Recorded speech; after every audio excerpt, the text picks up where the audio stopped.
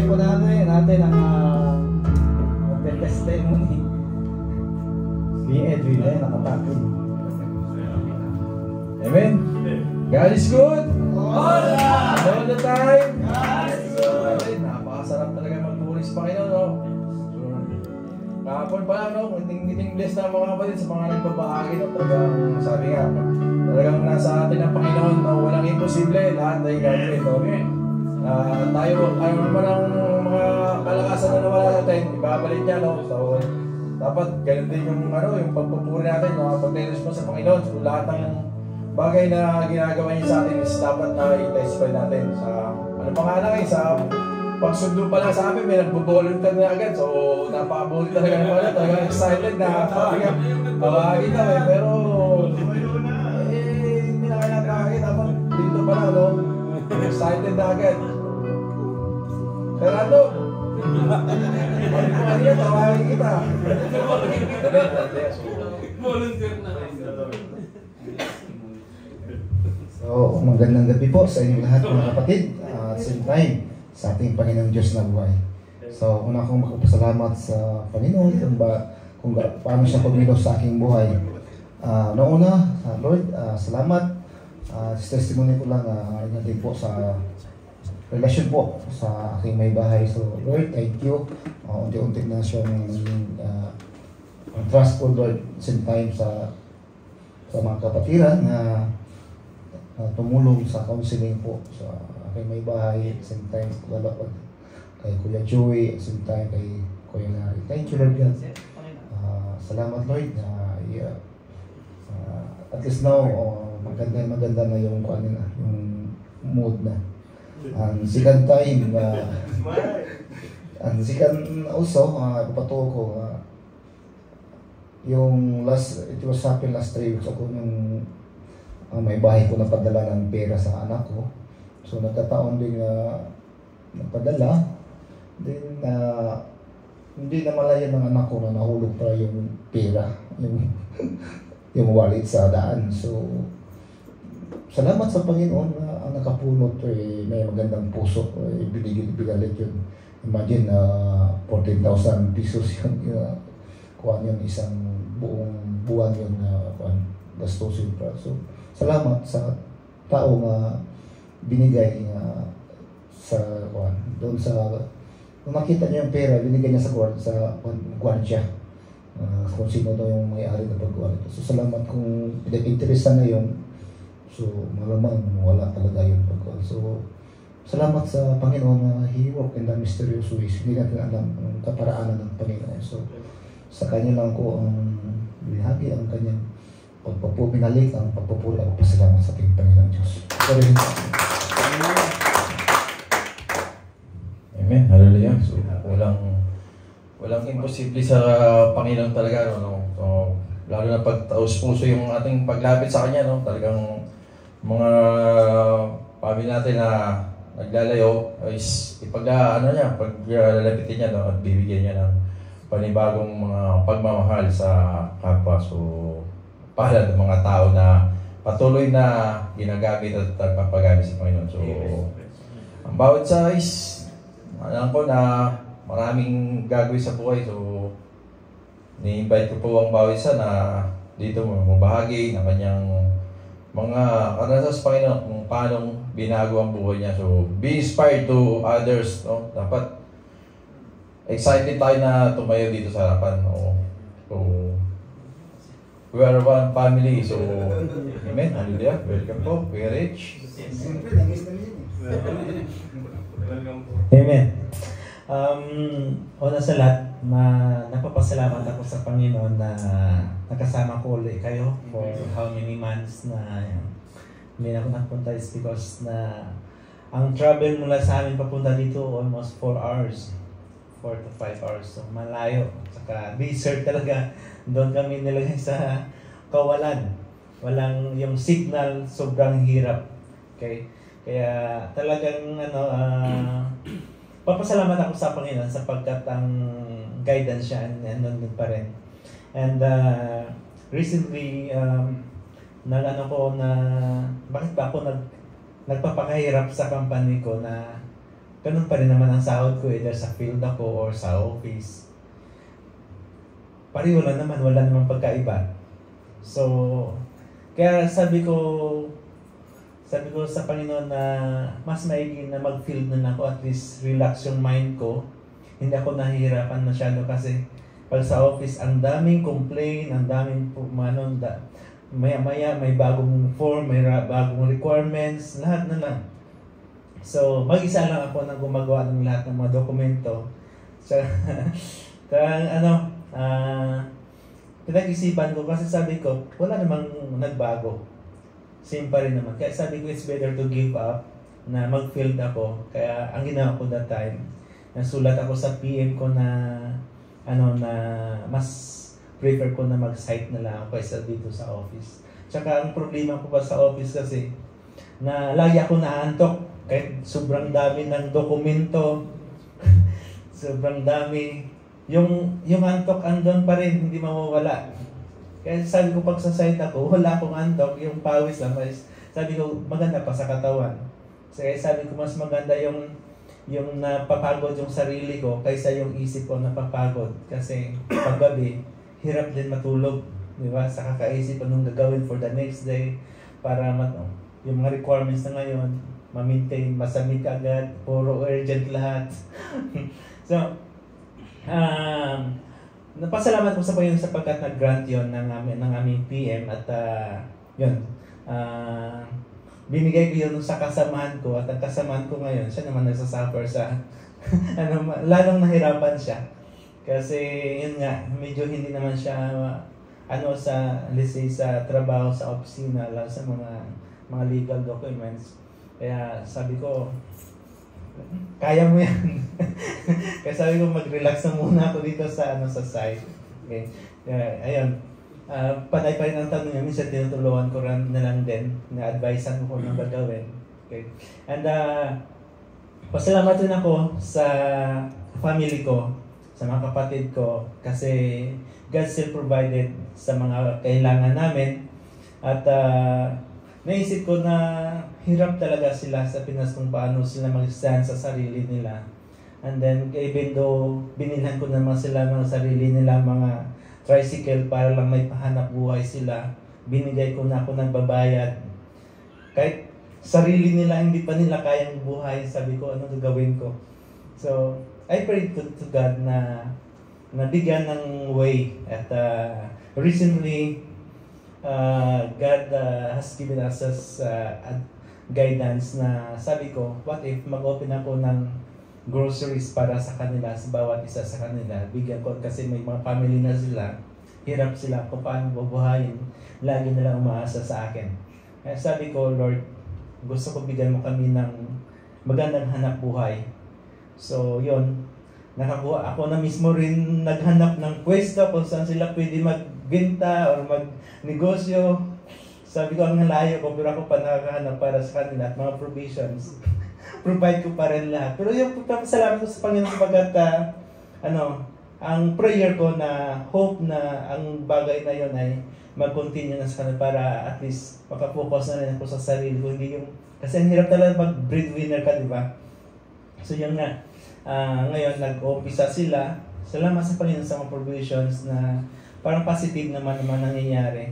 And then kasi mag-expire na yung visa ko para sa UAE at sa Saudi. So wala nagawa ang company kahit ayaw man nila kung payagan na umalis para mag-renew ng visit visa ko, wala sila magagawa kasi magpa-penalty sila. So kaya yun na-exit ako sa Abu Dhabi for 5 days. 5 days of sleeping and rounding somewhere. Okay? And yun, medyo na-relax ang sarili at tuloy pa rin sa mga sa pagbabasa sa mga message at lalo na sa nangyayari ngayon sa Israel. Okay? So, lagi kong naalala ko yung mga issues nila doon na kung saan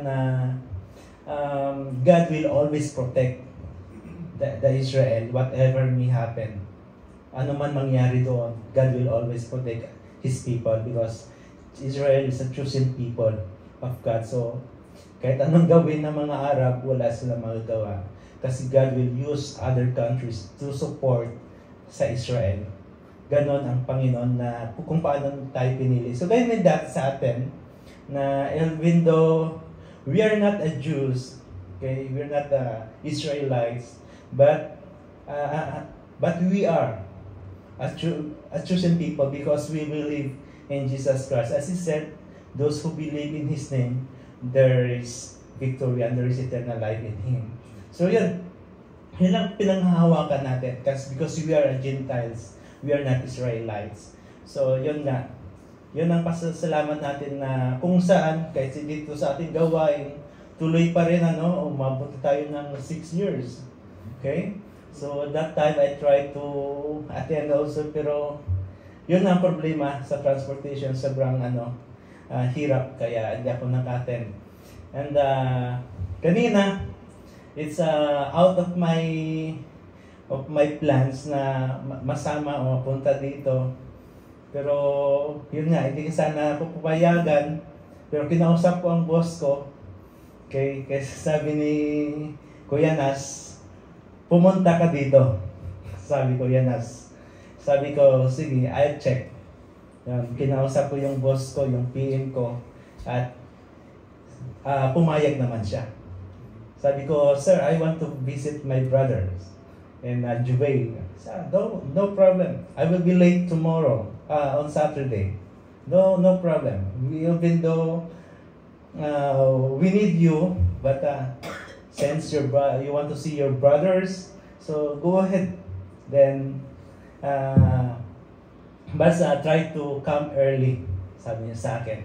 Pero sabi ko sa niya, I'm sure that before lunch, I will be there in our office, sabi ko. Sabi niya, no problem. Kaya, napunta ako dito. So, it's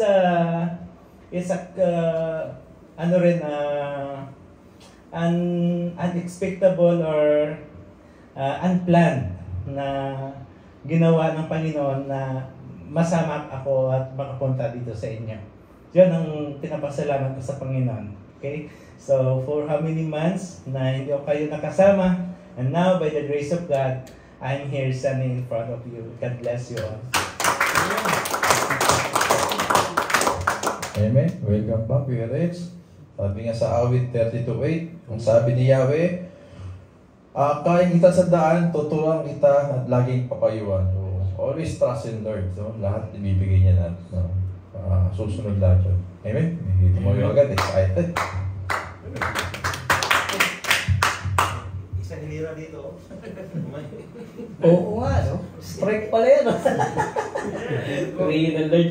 Amen. Mapapagpalang gabi po sa lahat. Basahin ko muna po yung verse dito sa mga awit 145 and then verse 1. Ang kadakilaan ng Diyos ko at hari, aking ihahayag, di ko titigilan magpakailanman ang pagpapasalamat. Purihin ng Lord, nagpapasalamat ako sa Panginoon. Unang-una, safe travel na nagpunta ako rito na nag-commute. By the grace of God, talagang sabi ko, Lord, ikaw po ang mag-provide kung ano po yung safety doon sa aking pag-travel. But talaga pong ang lahat pinadali po niya. Wala pong naging mahirap. Talaga pong sabi nga, kahit anong, yung bigat po ng katawan natin, pag po ikinilis natin at sinabi natin na labanan, kumbaga, isa po sa distraction. Pero tuloy lang, lakad lang po tayo. Pero hindi po yun yung, isa pa lang yun sa pinapasalamat ko po. Naalala ko po, nung nagsishare kami ng wife ko, nung kahapon, nung bata pa po ako, sabi ko sa Panginoon sabi ko nung mag-asawa kami, sabi ko sa kanya, nung maliit pa ako, sabi ko na ayoko, yung hirap ko na dinanas ko nung maliit pa ako, is danasin nung mga anak ko. Actually, pinagpipray ko yun sa Lord. Pero along the journey, hindi ko namamalayan, nung nagsisharing kami ng asawa ko, kung gaano kabuti ang Panginoon doon sa buhay mo kung paano siya gumagalaw. Na hindi ka man na, hindi mo pa alam yung salita ng Panginoon, pero gumagawa na siya behind the scene. Nilalatag niya na. Kumbaga, ipinibigay niya na hindi mo akalain yung future ng mga anak mo na, basta pinalalangin ko lang sa Panginoon. Kahapon, nung nag-uusap kami ng wife ko, sabi ko, oh, amazing talaga ang Panginoon. Walang pinabayaan dun po sa mga anak ko na hindi sila napariwata. Kumbaga, hindi na sila naghirap tulad ng paghihirap ko. Naranasan mong magtinda ng dyaryo, magbantay ng kotse, maghugas. Lahat po nung kabataan na nagbabakal-bakal ka pa, nagyayagit-yagit. Pero alam niyo po yung amazing si Lord. Sabi ko po, Lord, salamat sa pinaggaloob mo, pati sa mga salita. Hanggang ngayon, in-equip ka pa. Kaya po, wala po tayong gagawin kung hindi ihayag natin ang kabutihan ng Panginoon. Kaya po rin po, Panginoon.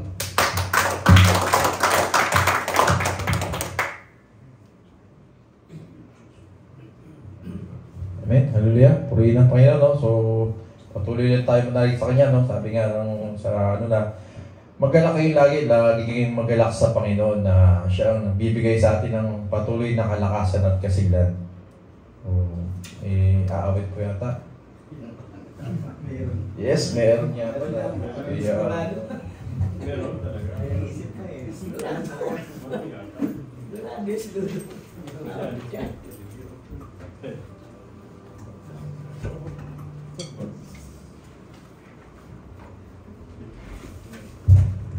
Hello.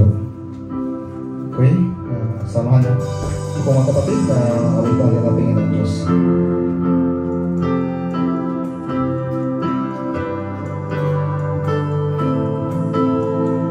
Sabihan mo ako. Ang una dapat ang sugat tila malala. Ang dami ng pagkukulang. Hindi ko na mabilang.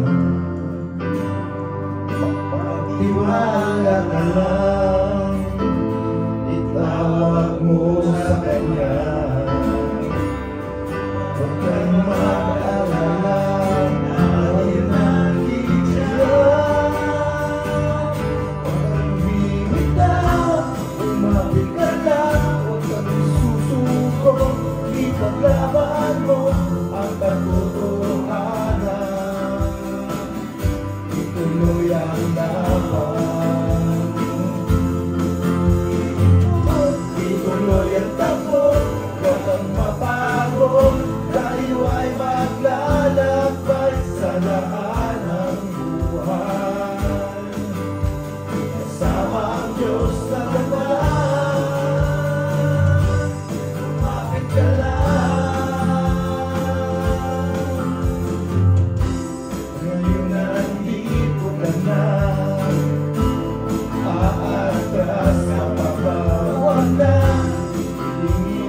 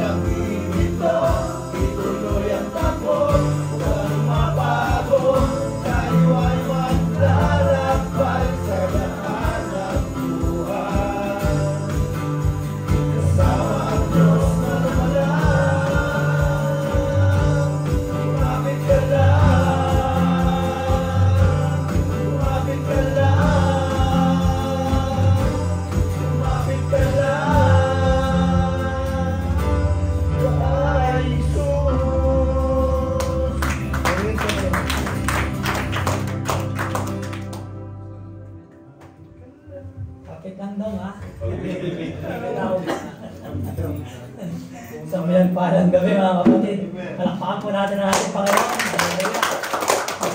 Wala nang bibitaw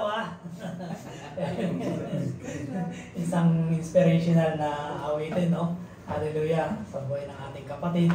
Ang kung saan sa patotoo pa lamang is talagang kung nabanggit ko rin sa kanya noon na magtiwala lang, it's a part of a decision kung paano tayo lalakad sa ating Panginoon. Hindi po ba? Kaya purihin talaga ang Panginoon sa buhay ng ating kapatid na patuloy na lumalakad siya ngayon at nakakasama natin sa araw-araw. Purihin ang Panginoon. Amen. It's giving time. Hallelujah. Kaya ngiti-ngiti tayo mga kapatid. Itong pinakamagandang portion ng gawain ng ating Panginoon, no? Dahil last time, ang sabi, one of our ministry is giving. No, isa to sa mga ministeryo natin. Kaya kung hindi mo pa alam kung ano ang ministry mo, kaparte ka rito. Amen? Amen? Amen! Amen! Kaparte ka sa ministeryo ng ating Panginoon, mga kapatid. No? Amen? Hallelujah! At salamat sa bawat buhay ng bawat kapatid, mga kapatid. No? Hallelujah! For your information, no? Na yung mga pagbibigay ninyo is tayo po ay for last month, no? At na-post ng Kuya Nasyon. Kaya salamat sa bawat buhay ng bawat kapatid na nag-e-extend ng kanilang pagpapala na natatanggap na mula sa ating Panginoon. Amen. So, patuloy po tayo tinuturuan, gaya nga po nung nabanggit ng nag-exhort dito last week na ito ay isang ministry natin, no, sa gawain ng ating Panginoon, no, to extend what we have, no, mga kapatid. At tunay nga naman na pag siya ang inuna mo sa iyong buhay, sa pagbibigay, no, mga kapatid, it will be abundantly sa buhay mo, mga kapatid. Kaya naman ang laging na ituturo, no. Hallelujah. Kaya patuloy nating namnamin ang pagtuturo ng Panginoon. Hindi dahil sa sinabi ng kapatid o sinabi ng inyong likod ngayon na kailangan magbigay ka. No? Hallelujah. Isa pong pagtuturo po rito, no, katulad po nung isang naalala ko yung bago natin simulan, no, yung babaeng balo, no, na kakainin niya na lamang, no, yung ipangkakain niya na lamang para sa araw ng bukas at pagkatapos nun, wala na. Ready na siya.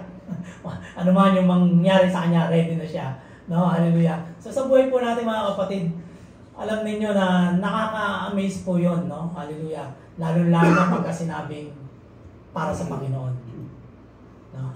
Pag sinabing para sa Panginoon, ano ba yung magiging natin? Yung anong tawag doon, yung reaction natin, mga kapatid. No? Dahil lagi naman natin binabanggit, lalo-lalo sa panalangin, no? He is the King of Kings and the Lord of the Lords, mga kapatid. So, pagdating sa giving, naaalala pa ba natin yung ganong na He is the King, no?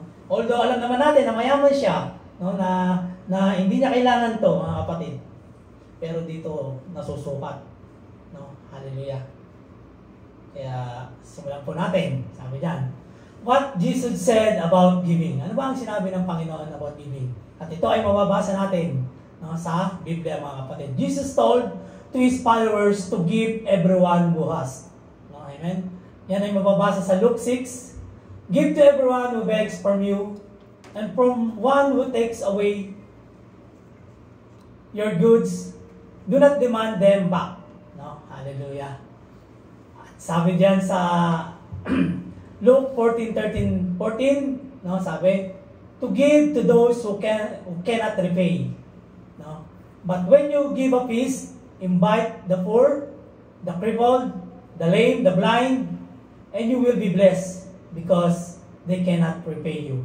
For you will be repaid and the resurrection of the just, mga kapatid. So, nagtuturo po ang ating Panginoon, no, mga kapatid. Ito pa, ang isang sinabi niya dyan, no? And to freely give what we have freely received. Kung ano, hallelujah, ang natanggap mo, mga kapatid, no? Ibigay po rin natin. Hallelujah, no? So, sabi sa Matthew 10, hallelujah, 8, heal the sick, raise the dead, cleanse lepers, cast out demons. You receive without paying, give without paying, mga kapatid. Hallelujah. No? Purihin ang Panginoon sa mga verse na to, mga kapatid. No? Dito, ang sabi ng Panginoon kung paano tayo magbigay, mga kapatid. Hallelujah. At dalangin ko na nabubuksan tayo, no, sa araw-araw na pagtuturo ng Panginoon sa bawat buhay natin. Dahil sabi rin ni Paul, no, Paul established the principle that we reap is a reflection of what we saw in 2 Corinthians 9:6, no? Katulad ng nabanggit last week that this is our the ministry. No, paano nga naman tayo aani, no? Hallelujah. Kung wala naman tayong itinatanim. Hindi mo ba? Hallelujah. At kung ikaw naman ay nagnanais ng abundantly, ngayon kung ang itinatanim mo naman ay kakaunti. So, mahirap po mag-expect ng gano'n, mga kapatid, no? So, hallelujah. Purihin ang Panginoon, no? At wala naman pong bago rito, maliban doon sa bagong dating, kay Kuya Reds, no? And, patalastas lang po yun, no? Si Kuya Daniel nandito po, no? Kuya Daniel is mananampalataya na rin naman, at alam niya rin is about the giving, no? Ang mga na ibinibigay po natin, mga kapatid, gaya na nabanggit ko kanina, no?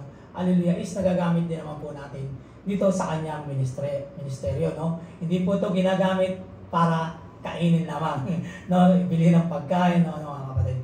Bukod yun, kung kayo po ay talagang na-convict na mag-love gift, mga kapatid, para pagsalusaluhan, iba po yun. Dito po sa giving po, mga kapatid, ito po yung na-extend po, hallelujah, at yung mga kaluluwa na katulad ni tawag dito, ni Kuya Rayland, no? Hallelujah, na narito ngayon, no? Sa pamamagitan ng pagbibigay ninyo, no? Inabot niya na narito po yung santuario ng ating Panginoon, mga kapatid. Gayun din po din sa mga datihan na nung dumating po sila, no? May nadalawang po sila na ganito na pagtitipon na gawain ng ating Panginoon. So lahat po ng mga binibigay ninyo, mga kapatid, hallelujah, no? Na-extend po tong santuario ng ating Panginoon. Dahil dito po napupuntahan. At the same time, mga kapatid, huwag po ninyo yung panginayangan, no? Dahil may mga kaluluwa pa na paparating na mararanasan din nila yung nararanasan nyo ngayon. Amen? Di ba napakasaya po, no? Napakasaya po sa puso na yung, alam niyo yung na-extend, yung in-extend ninyo is nararanasan din ng mga kaluluwa na igit na nangangailangan. No? Amen, no? Yan po yung pagtuturo ng ating Panginoon, mga kapatid. So, remember this, whoever sow sparingly will also reap sparingly. And whoever sow generously will also reap generously. No? Amen. The one who sow less seed can expect to have less grain. No? Kung kakunti ang itinanim, expect din na kakunti lang ang anin, no, mga kapatid. And the one who plants more seed, hallelujah, will have more bountiful harvest. No? Amen. Hallelujah. So Paul wants the Corinthians to catch the vision that their financial contribution to the needs of the other believers can bring a spiritual result. Kaya nga nabanggit ko kanina, mga kapatid, no, yung mga kaluluwa, no, na makakarating dito sa kanyang sanctuaryo, hallelujah, dahil patuloy na na-extend ang sanctuaryo nito dahil sa pamamagitan ng pagbibigay ninyo, mga kapatid. So, this is our ministry, no? Amen. Ministry po natin. Isa to sa ministry natin sa gawain ng ating Panginoon, no? So, we need to be involved, mga kapatid. Mag-involve po tayo lahat, no? Hallelujah. Dahil napakasarap sa puso ng nakakapaglingkod tayo sa ating Panginoon, which is sa Kanya rin naman po nagmula ang lahat ng ito, mga kapatid. So, hindi po tayo dapat maging ganito. No? Lagi na tayong dapat bukas palad, no, sa pagbibigay, mga kapatid. And this is not just about money, mga kapatid. In fact, it is more than that. No? Mas may igit pa. Hallelujah. No? Hallelujah. It is about living in such a way as you throw your seeds of faith everywhere, mga kapatid. No? Kaya nga lagi tayong tinuturuan na kung able rin lang tayong tumulong, huwag po nating ipagkait at huwag po nating ipagdamot, mga kapatid. Dahil napakasarap po ng, hallelujah, yung naibabahagi mo yung pagpapalang libre mong natanggap sa ating Panginoon. And if you do it, it will reap such as abundance, mga kapatid. Nais mo ng mabungang buhay, mga kapatid. Hallelujah. This is the time. Hallelujah. At ang Panginoon ang siyang magbabalik niyan. Hallelujah, mga kapatid. At magtiwala po tayo, no? Magtiwala po tayo sa Panginoon, no? Mga kapatid. Sabi sa 1 Timothy 6:17 says, instruct those who are rich in the present age, not to be arrogant or to set their hope on the uncertainty of wealth, no? Hallelujah. But on God, who richly provides us with all things to enjoy. We all must use money. However, having money or spending money cannot be the end of the goal. Hallelujah, mga kapatid. Hallelujah. Oo, kailangan natin ng pera, pero hindi siya dapat ang nag-govern sa iyo, mga kapatid. Amen, no? Ang dapat na nag-govern sa atin ay ang Panginoon. Kung nais mo ng masayang buhay, nais mong mag-enjoy, mga kapatid, ipoprovide ng Panginoon yan. Nakikita ng Panginoon kung ano ang nasa puso mo, mga kapatid. Hallelujah. No? Lalo na pag yung tumanggap tayo, no, yung sa unang pagtanggap natin ng ating mga buwanang pagpapala, sino ba ang inuna mo? Hallelujah. No, kaya dito mga kapatid, no, hallelujah. Hindi masama ang pera. Dahil kailangan din natin 'yan. No, kaya dito tinuturo paano mo ini-spend to, paano mo to ginagamit. No, hallelujah, no? Hallelujah. Kaya hallelujah, no? Unahin po natin ang ating Panginoon. Kung gusto mo ng abundance life, mga kapatid, trust the Lord. No? Wag natin yun na kuya, ganito lang ang ganito lang ang sweldo ko, no? Kulang pa sa pangangailangan ng pamilya ko. May patotoo nga rin ito, mga kapatid, nagsimula siya mag-abroad, 400 real. Pero ngayon, di ba? Tapos meron din siyang naibahagi noon na yung tagalinis lang. Pero nasa na ngayon, nag-iikot na sa buong mundo, no? Ganun din sa buhay natin, mga kapatid. Magtiwala lang tayo. Even ang inyong lingkod, mga kapatid, no? Isang patotoo na nung maranasan ko ang gawain ng Panginoon, ang unang sinabi ko, paano ba ako makakapaglingkod sa Panginoon? Hallelujah, no? Kaya nung time na dumadalo ko noon, ang lagi kong inaano is, tinatabi ko kagad yung para sa Kanya. Hallelujah. Dinidivide ko pa nga yung kada gawain para meron akong mahuhulog sa lalagyanan. Purihin ang Panginoon. Pero napakabuti ng Panginoon, mga kapatid. Sobra-sobrang pagpapala ang ipinaranas niya sa buhay ng inyong lingkod, mga kapatid. No, hindi naging alintana yung, dahil nung una mag-abroad din ako, mga kapatid, no? Para sa mga bago na nakaranas na nasa magandang basic na agad.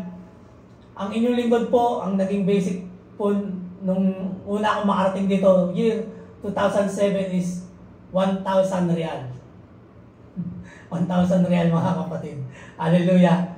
Ngayon, nasa almost 14 or 15 years na po ako dito sa Saudi. Sa mga bagong dating, siguro halos parehas ang basic natin ngayon. But praise the Lord, hallelujah, nag-multiply siya sa buhay ng inyong lingkod. May 30 pinag-aral ang inyong lingkod, no, na ngayon ay tapos na po sila, mga kapatid. Hindi po nag-worry ang inyong lingkod, mga kapatid, dahil ang Panginoon, hallelujah, tapat siya sa kanyang mga pangako. Kaya sabi nga dyan, no, katulad ng isang balon na nabanggit ko kanina, no, na isusubo na lang niya dahil bukas is wala na, ibinigay niya pa sa Panginoon. So dito po, nagtuturo po sa atin ang Panginoon, mga kapatid. Hallelujah. Unahin po natin ang ating Panginoon. Hallelujah. No? Kaya, hindi masama yung talagang di ba, marami tayong naririnig na may tanong agad pag kayong sa kumpanya, no? May overtime ba doon? Magkano ba ang basic doon? Hallelujah. Hindi po masama yung, mga kapatid, pero tuturuan po kayo ng Panginoon, mga kapatid. Sabi nga dyan, no? But on God who richly provides us with all things to enjoy, mga kapatid. Hallelujah. Tapat ang nangako sa ating mga kapatid. Hallelujah. Sabi sa Matthew 6:21, "For where your treasure is, there your heart will be also." The way in which we spend our money often demonstrate that in which we trust. This is a general principle. All of us must examine our heart. However, our money often follows that which we are worshiping. Sino ba ang wino-worship mo ngayon? Hallelujah. No? Kaya you cannot serve two master, mga kapatid. Serve the Lord with all of your heart, mga kapatid. No? Money will not make us happy. Only God who richly provides can make us finally and fully happy, mga kapatid. Pag wala kang Panginoon, kahit gaano karami ang pera mo, hindi ka masaya. Yan ang sasabihin ko. At yan ang katotohanan.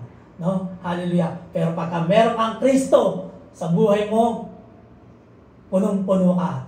At ikaw ang isa sa pinakamayaman na tao sa buong mundo. Hallelujah. Hallelujah. Naniniwala ba tayo ron? Amen? Hallelujah. Palakpakan natin ang ating Panginoon. And it is not wrong to work hard and earn money. Ganyan nabanggit mga kanina, no?